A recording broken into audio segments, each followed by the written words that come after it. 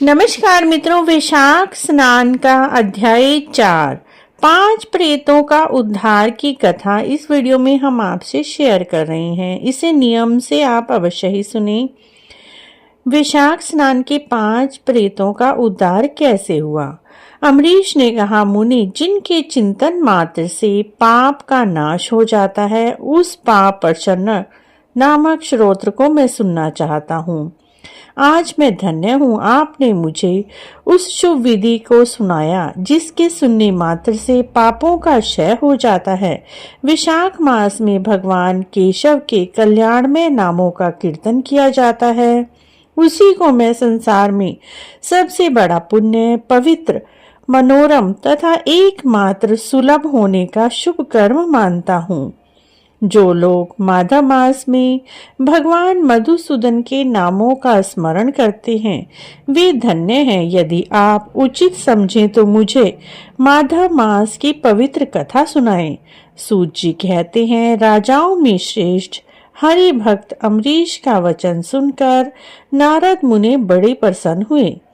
यद्यपि वे वैशाख स्नान के लिए जाने को उत्कृष्ट थे, तब भी सत्संग में आनंद आने के कारण रुक गए और राजा से बोले। नारद जी ने कहा, महिपाल, मुझे ऐसा जान पड़ता है कि यदि दो व्यक्तियों में परस्पर भगवत कथा संबंधी वार्तालाप छिड़ जाए तो वह अत्यंत विशुद्ध अंतःकरण को शुद्ध करने वाली होती है। आज तुम्हारे साथ जो माघ मास की महिमा की चर्चा चल रही है, उस वैशाख स्नान की अपेक्षा अधिक पुण्य प्रदान करने वाली है, क्योंकि माघ मास के देवता भगवान श्री विष्णु हैं, जिसका जीवन धर्म के लिए और धर्म भगवान की प्रसन्नता के लिए है, तथा जो रातों दिनों पुण्य पर अर्जन में ही लगा रहता है, उसको इस पृथ्वी पर मैं वैष्णव मानता हूँ। राजन, अब मैं वैशाख स्नान से होने वाले पुण्य फल का संक्षेप में वर्णन करता हूँ। विस्तार के साथ सारा वर्णन तो मैंने पिता ब्रह्मा जी को भी नहीं कर सके। वैशाख में डुबकी लगाने मात्र से समस्त पाप छूट जाते हैं। पहले काल की बात है, कोई मुनीश्वर तीर्थ यात्रा के प्रसंग से घूम रहे थे। उनका नाम था मुनि शर्मा। वे बड़े ही धर्मात्मा, सत्यवादी, पवित्र और शम, दम और शांति धर्म से युक्त थे। वे प्रतिदिन पितरों का तर्पण और श्राद्ध करते थे। उन्होंने वेदों और स्मृतियों के विधान का समन्वय किया हुआ था। वे मधुर वाणी बोलते, भगवान का पूजन करते रहते थे। वैष्णवों के संसर्ग में उनका समय बीतता। वे तीनों कालों के ज्ञाता, मुनि, दयालु, अत्यंत तेजस्वी, तत्वज्ञानी और ब्राह्मण भक्त थे। वैशाख का महीना था। मुनि शर्मा स्नान के लिए नर्मदा नदी के किनारे जा रहे थे। उसी समय उन्होंने अपने सामने 5 पुरुषों को देखा जो भारी दुर्गति में फंसे हुए थे। वे अभी अभी एक दूसरे से मिले थे। उनके शरीर का रंग काला था।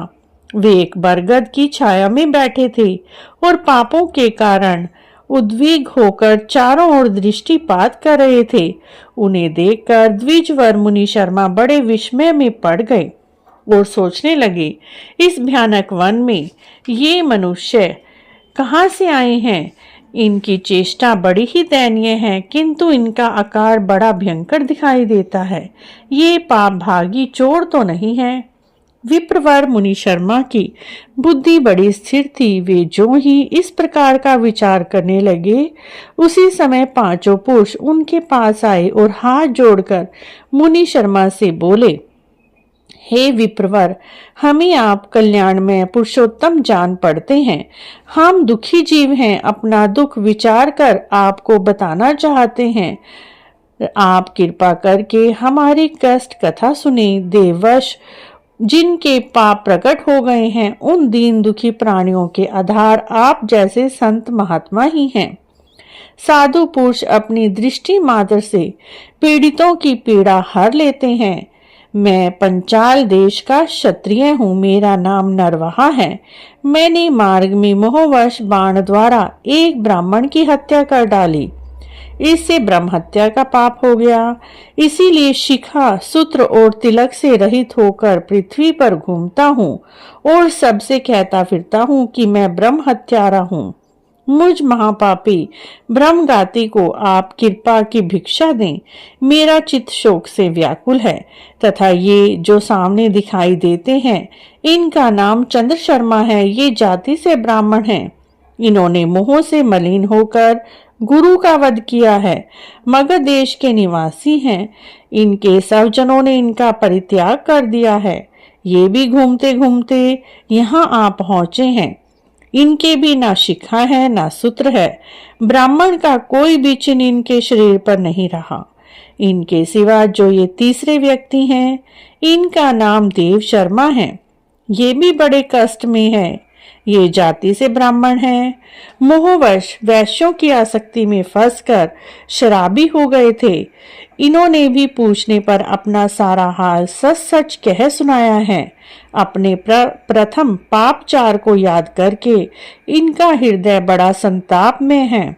ये सदा पीड़ित रहते हैं। इनकी स्त्री ने, बंधु बांधवों ने और गांव के सभी लोगों ने इन्हें वहां से निकाल दिया है। ये अपने उसी पाप के कारण भ्रमण करते हुए यहाँ आए हैं। जो ये चौथे महाभाव हैं ये एक वैश्य हैं। इनका नाम विदुर है।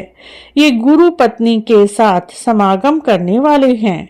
इनकी माता मैथिली जाकर वैश्या हो गई थी। इन्होंने मोहवश 3 महीनों तक उसी का उपभोग किया है, परंतु अब असली बात का पता लगा है तो यह बहुत दुखी होकर पृथ्वी पर विचरते हुए यहाँ आ पहुंचे हैं। हम में से जो ये 5वें दिखाई दे रहे हैं ये भी वैश्य हैं। इनका नाम नंदन है। ये पापियों का संसर्ग करने वाले महापापी हैं। इन्होंने प्रतिदिन धन के लालच में बड़ी चोरी की है। पातकों से धन लेकर इन्हें सब जनों ने त्याग दिया है तथा ये स्वयं को भी खिन्न होकर देवतात यहाँ आ पहुंचे हैं। इस प्रकार हम 5 महापापी एक स्थान पर जुट गए हैं। हम सब के सब दुखों से घिरे हुए हैं। अनेक तीर्थों में घूमे मगर हमारा घोर पातक नहीं मिटा। आपको तेज से उद्गीत देखकर हम लोगों का मन प्रसन्न हो गया है। आप जैसे साधु पुरुष के पुण्य दर्शन से हमारे पातकों के अंत होने की सूचना हमें मिल रही है। कोई ऐसा उपाय बताइए जिससे हम लोगों के पाप नाश हो जाएं।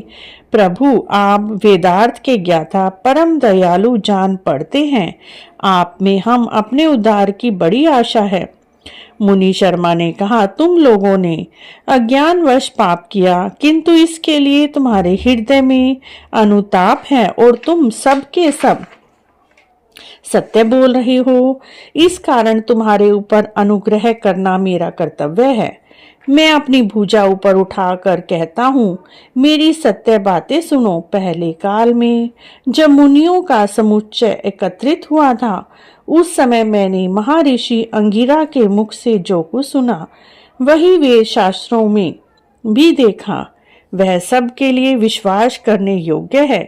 मेरी आराधना से संतुष्ट हुए स्वयं भगवान विष्णु ने भी पहले ऐसी ही बात बताई थी। वह इस प्रकार है, भोजन से बढ़कर दूसरा कोई तृप्ति का साधन नहीं है। पिता से बढ़कर कोई गुरु नहीं है। ब्राह्मण से उत्तम कोई पात्र नहीं है तथा भगवान विष्णु से श्रेष्ठ कोई देवता नहीं है। गंगा की समानता करने वाला कोई तीर्थ नहीं है। गोदान की तुलना करने वाला कोई दान नहीं है। गायत्री के समान कोई जप नहीं है। एकादशी के समान कोई व्रत नहीं है और भ्राता के समान कोई मित्र नहीं है। दया के समान कोई धर्म नहीं है। स्वतंत्रता के समान कोई सुख नहीं है। ग्रस्त से बढ़कर कोई आश्रम नहीं है। सत्य से बढ़कर सदाचार नहीं है।